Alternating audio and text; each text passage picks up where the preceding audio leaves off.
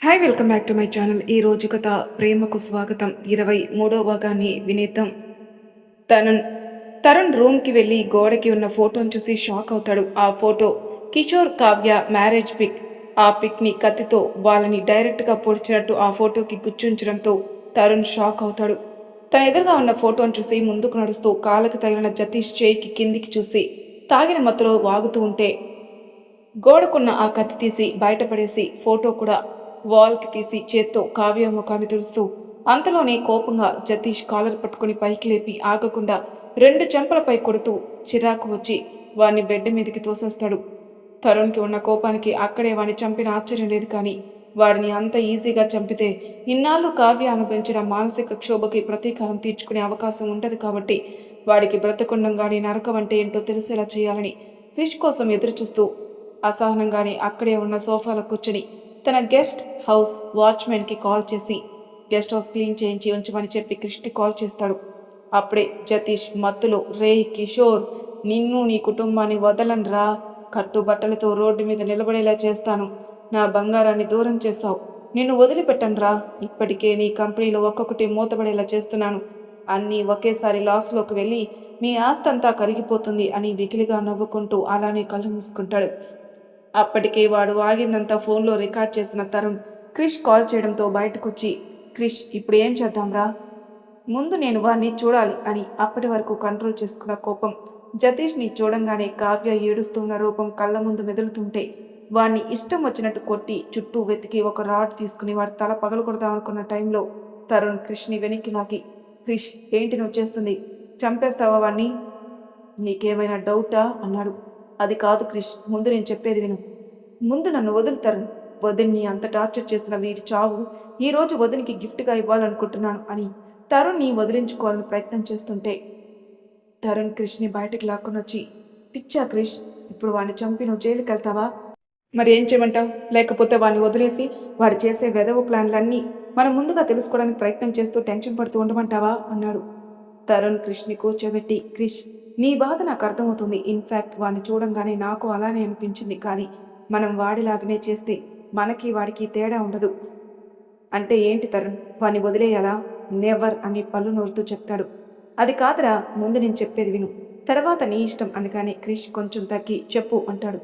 వాణ్ణి మత్తు నుంచి బయటికి రాకముందే ఇక్కడి నుండి వెళ్ళిపోవాలి, వాణ్ణి నా గెస్ట్ హౌస్లో లాక్ చేసి వాడికి తిండి పెట్టకుండా డైలీ కోటింగ్ ఇస్తూ ఆ వెంకటేశ్వర గురించి నిజాలు చెప్పించాలి.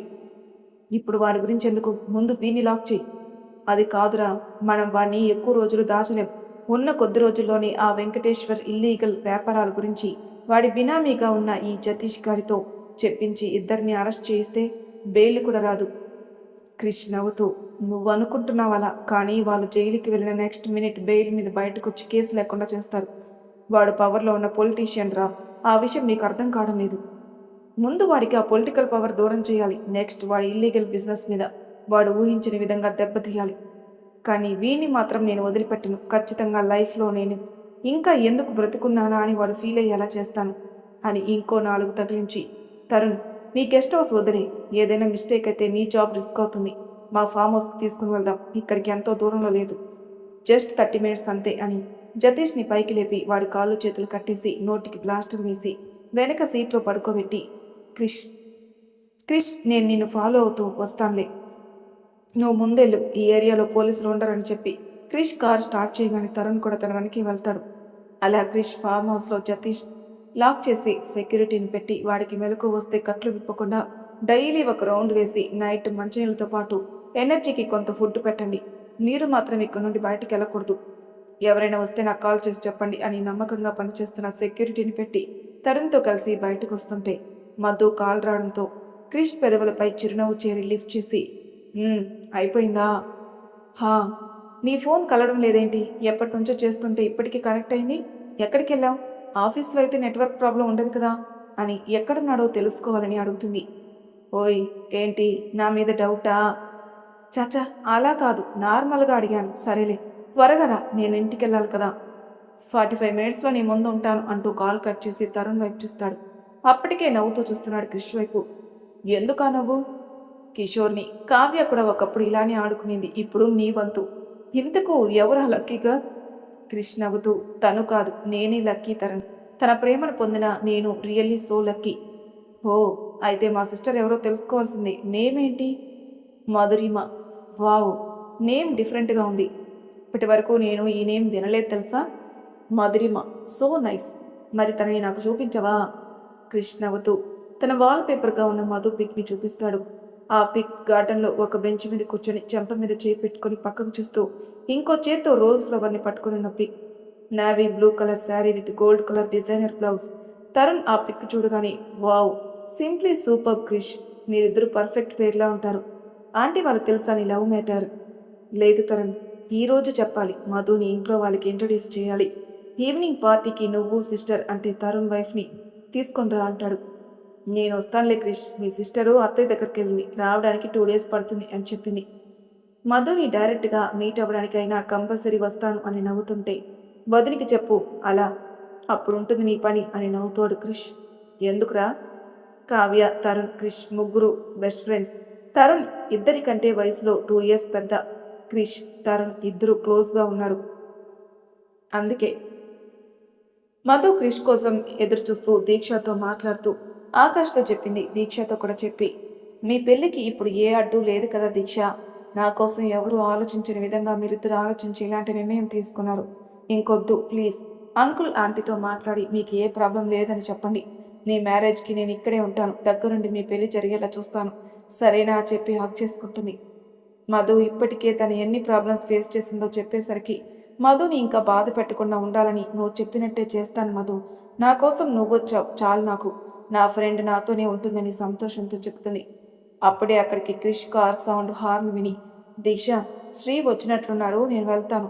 ఇంటి దగ్గర లక్కీ నా కోసం చూస్తూ ఉంటాడు. ఇప్పటికే నేను వచ్చి చాలా టైం అవుతుంది.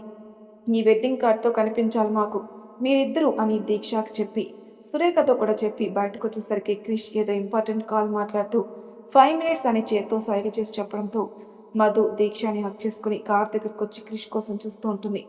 క్రిష్ సుదర్శన్ గారి నుండి వచ్చిన కాల్ రిసీవ్ చేసుకుని ఈవినింగ్ పార్టీకి అందరినీ ఇన్వైట్ చేశారని, రాఘవేంద్ర ఫ్యామిలీని, అదే మనకైతే మధు పేరెంట్స్ని కూడా ఇన్వైట్ చేశారని చెప్పడంతో క్రిష్ ఆశ్చర్యంగా, డాడ్ మీకెలా అన్నాడు. ఏం అడగాల అర్థం కాక సైలెంట్ అవుతాడు. మధుని క్రిష్ లవ్ చేస్తున్నానని ఇంకా తన పేరెంట్స్కి చెప్పలేదు. అంటే సుదర్శన్ గారు బిజినెస్ పరంగా రాఘవేంద్ర ఫ్యామిలీని ఇన్వైట్ చేసి ఉంటారనుకుని తనకి తానే సమాధానం పరుచుకుని, ఓకే డాడ్, అన్ని అరేంజ్మెంట్స్ ఆల్మోస్ట్ డన్. అన్నయ్య వదినలు కూడా ఈవినింగ్ త్వరగా రెడీ అవ్వమని చెప్పండి. అదేంటి క్రిష్, నువ్వు ఇంటికి రావా ఇప్పుడు? ఇట్స్ 2:30. ఏం చేస్తున్నావు? ఈరోజు ఆఫీస్ కూడా లేదు కదా. Yeah dad, on the way. 1 hourలో మీ ముందు ఉంటాను అని నవ్వుతూ చెప్పి కాల్ కట్ చేస్తాడు. అప్పుడే మనసులో ఏదో ఫిక్స్ అయి కార్ దగ్గరకు వచ్చి దీక్షను చూసి, bye Deeksha, all the best అని చెప్పి మధు కార్లో కూర్చోగానే స్టార్ట్ చేసి గేట్ బయటకు వచ్చేస్తాడు. దీక్షకి ఆల్ ది బెస్ట్ ఎందుకు చెప్పాడా అని ఆలోచిస్తే తన మ్యారేజ్ గురించి డెసిషన్ తీసుకోవడంలో అని అర్థమై చిన్నగా నవ్వి లోపలికి వెళ్ళి ఆకాష్కి మెసేజ్ చేస్తూ తన రూమ్కి వెళ్ళిపోతుంది. మధు కారులో సైలెంట్గా కూర్చుని ఏదో దీర్ఘంగా ఆలోచిస్తూ కనిపించేసరికి మధుని గమనించి మధు చేతిపై చెయ్యి వేసి, మధు వాట్ హ్యాపెన్ అని నార్మల్గా అడిగిన వాయిస్లో బేస్కి మధు క్రిష్ వైపు తిరిగి, ఏం లేదు శ్రీ, జస్ట్ నార్మల్ థింకింగ్. నేను నమ్మనులే కానీ ప్రెజెంట్ నీ మైండ్లో ఏం రన్ అవుతుందో చెప్పు. వాయిస్లో కమాండింగ్కి మధు తన మనసులో మొదలైన సంఘర్షణ శ్రీతో పంచుకోవాలనుకుంటుంది. నీకు లక్కీ విషయంలో ప్రాబ్లం లేదన్నా ఆంటీ అంకుల్కి మీ ఫ్యామిలీ అండ్ రిలేటివ్స్ అందరికీ ప్రాబ్లం అయితే నన్ను లక్కీని ఇద్దరిని మర్చిపో శ్రీ. నువ్వు దూరంగా ఉన్నా నీ ఆలోచనతో ఇన్ని రోజులు బ్రతికేశాను. ఇక మీదట కూడా అలానే ఉండిపోతాను. లక్కీని మాత్రం నేను ఎవరి కోసం దూరం చేసుకోలేను. అది నీ గురించి అయినా సరే. మీ ఇద్దరు నాకు సమానమే శ్రీ. ఒకరు ఎక్కువ మరొకరు తక్కువ కాదు. కానీ మీ ఇంట్లో నన్ను కాదు అంటే నేను నీతో ఉండలేను. ఇప్పుడు నా అవసరం నీకంటే ఎక్కువగా లక్కీకి ఉంది. సో నా డెసిషన్లో మార్పు ఉండదు శ్రీ. నాకు భయంగా ఉంది, ఎక్కడ మీ వాళ్ళు ఒప్పుకోరు అని.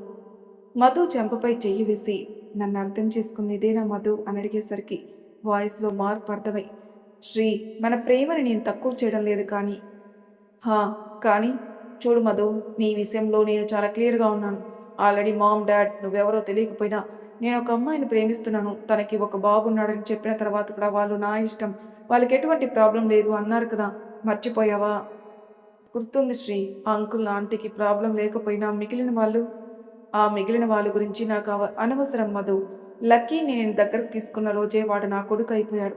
మన పెళ్లి తర్వాత మనకు పిల్లలు పుట్టినా కూడా నా ఫస్ట్ ప్రియారిటీ లక్కీని అని మనస్ఫూర్తిగా చెప్తున్న క్రిష్ కళ్ళల్లో నిజాయితీ కనిపిస్తుంటే వెంటనే క్రిష్ని హక్ చేసుకుని బుగ్గపై ముద్దు పెట్టుకుంటుంది. క్రిష్ నవ్వుతూ మధు చుట్టూ చేతులు వేసి, హలో మేడం, ఇది రోడ్డు. అయితే ఏంటి, నా శ్రీని నేను హక్ చేసుకున్నాను అని చెప్పేసరికి బాగా ధైర్యం వచ్చినట్టుంది. టచ్ మీ నాట్లో మరీ ఇంత చేంజా అని మధుని ఉడికిస్తుంటే క్రిష్ మధుని ఒక్కసారిగా తన ఒడిలోకి తీసుకుని నడుం చుట్టూ చేతులు వేయించి, హానెస్ట్లీ నువ్వు నీ ఆలోచన లేకుండా నా డే పూర్తి కాదంటే నమ్ముతావా మధు? మధు క్రిష్ మీదకి వెనకగా ఒరిగి తల క్రిష్ హృదయంపై ఆంచి, నమ్ముతాను శ్రీ. ఇన్ఫ్యాక్ట్ నేను కూడా నీలానే నువ్వు దూరంగా ఉన్న నీ ఆలోచనలు నీ జ్ఞాపకాలతోనే ఇన్ని రోజులు ఉన్నాను.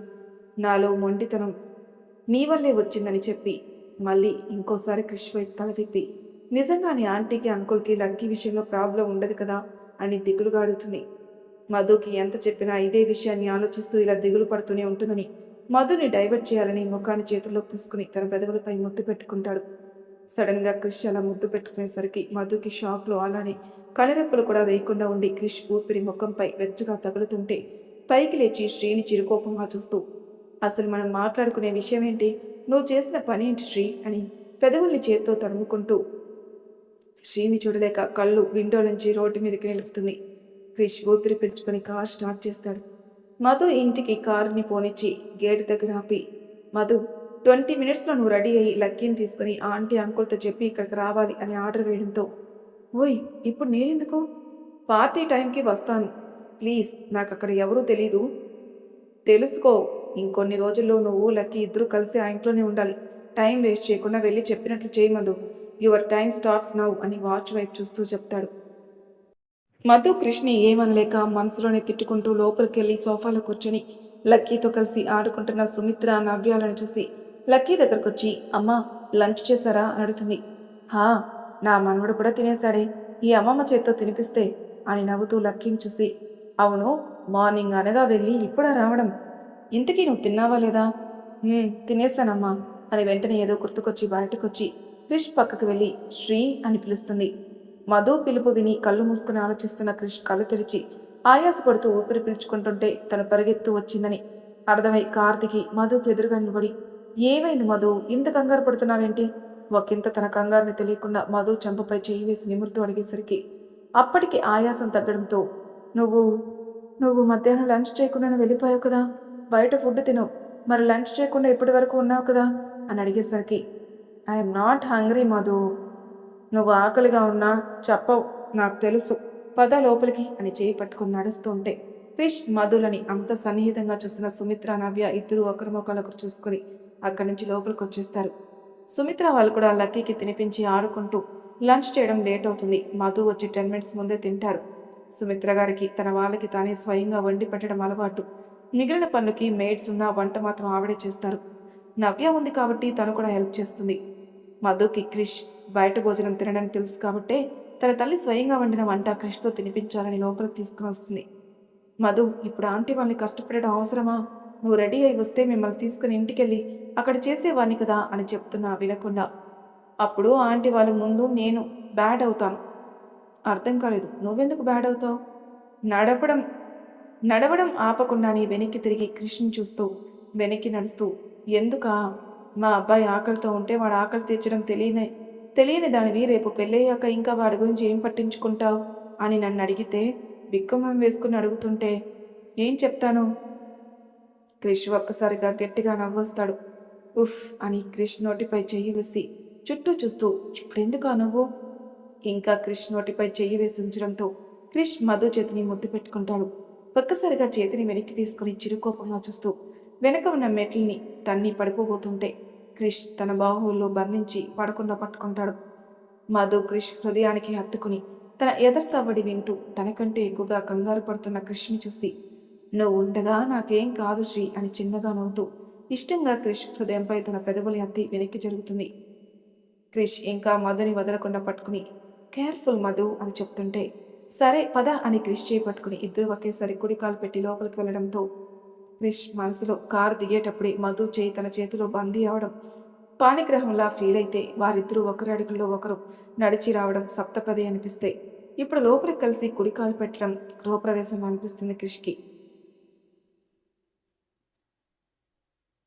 ఒకరి మనసు ఇంకొకరి మనసుతో ముడిపడి ఒకరి కోసం ఒకరు ఏదైనా చేసేంత ప్రేమ ఉంటే ఆ జంటను ప్రేమికులు అంటారేమో బహుశా. ఇప్పుడు మధు, నేను కూడా ఇంకా ప్రేమికులుగానే ఉన్నాం కదా.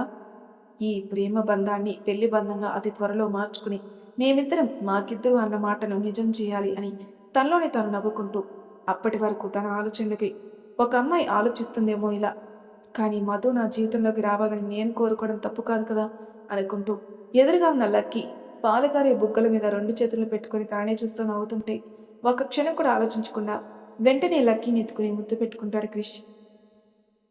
లక్కీకి మాత్రమే వినిపించేలా, రే నాన్న, ఇంతకు ముందు నేనన్నది నీతో కలిపేరా. నువ్వు ఉన్నావు కాబట్టే మా పెళ్ళయ్యాక నీకు బుజ్జి చెల్లినిచ్చేస్తే మేమిద్దరం మాకు, మీరిద్దరు.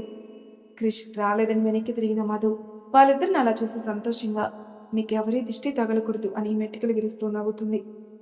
అప్పుడే అక్కడికి వచ్చిన నవ్య, సుమిత్ర ఇద్దరు వాళ్ళని చూసి మధు ఫేస్ వాళ్ళకి కనిపించకపోవడంతో మధు వెనక నిలబడి క్రిష్, లక్కీ చుట్టూ మర్చిపోయి వారి ఆటల్లో వాళ్ళు ఉంటే, మధు, లక్కీ మా దగ్గర రావడానికి చాలాసేపు పట్టింది, అలాంటిది కృష్ణాకి అంత త్వరగా ఎలా కలిసిపోయాడు? వాళ్ళిద్దరిని చూసినా ఎవరికైనా అచ్చు తండ్రి కొడుకులు అన్నట్టున్నారు అని తన మానాన్న తను చెప్తుంటే నవ్య అత్తయ్య అని తన చేయి పట్టుకుని తనేమందో గుర్తు చేసుకుంటుంది. సుమిత్ర గారు ఇబ్బందిగా చూస్తూ మధు అని భుజం తట్టేసరికి ఉలిక్కిపడి హా అమ్మా అని వెనక్కి తిరిగేసరికి క్రిష్ కూడా లక్కీని తీసుకుని వాళ్ళ ముందుకు వస్తాడు. శ్రీ కూర్చోండి అని లక్కీని తీసుకుని నవ్యకిచ్చి, వదిన వాడిని రెడీ చేసి తీసుకొని రావా అని రిక్వెస్ట్ చేస్తుంటే సరే మధు అని లోపలికి తీసుకుని వెళ్ళిపోతారు. సుమిత్ర అన్ని డైనింగ్ టేబుల్ మీద సర్ది మధు క్రిష్కి వడ్డించాక, మధు ఆంటీ చూస్తారులే, నువ్వు వెళ్ళి రెడీ అయ్యరా అనగాని తన తల్లి అనుమతి కోసం తన వైపు చూస్తుంది. సుమిత్ర, మీరెక్కడికో వెళ్ళాలనుకుంటున్నారు కదా, వెళ్ళి రెడీ అయ్యరా మధు, నేను చూసుకుంటాను అని చెప్పడంతో శ్రీ వైపు చూసి వెళ్తున్నానని చెప్పి అక్కడి నుంచి తన రూమ్కి వెళ్ళిపోతుంది. మధు వచ్చేలోపే క్రిష్ లంచ్ చేస్తూ సుమిత్ర గారితో మధుని ప్రేమిస్తున్నానని, ఈరోజు తన ఫ్యామిలీకి పరిచయం చేయడానికి తీసుకెళ్తున్నానని, ఈవినింగ్ పార్టీకి మీరు కూడా రావాలని అన్నీ ఒకేసారి చెప్పేస్తాడు క్రిష్. మరి తర్వాయి భాగంలో ఏం జరుగుతుందో నెక్స్ట్ ఎపిసోడ్లో తెలుసుకుందాం. అంతవరకు నా ఛానల్ సబ్స్క్రైబ్ చేయని వాళ్ళు ప్లీజ్ సబ్స్క్రైబ్ చేసుకోండి. Thank you for listening.